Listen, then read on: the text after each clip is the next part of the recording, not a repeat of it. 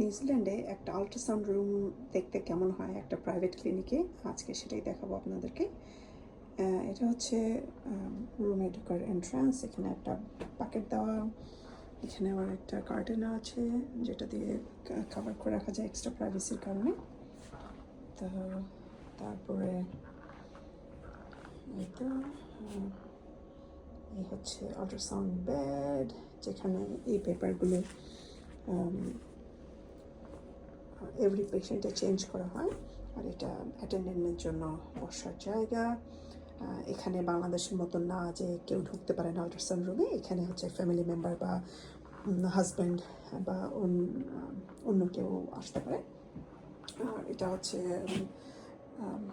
সোনোগ্রাফার যিনি আল্ট্রাসাউন্ড করেন তার ওয়ার্ক স্টেশন।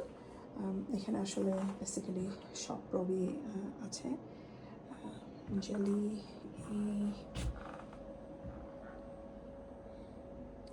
ট্রান্সভাজানাল প্রোবটাও আছে, এটা অন্য জায়গায়।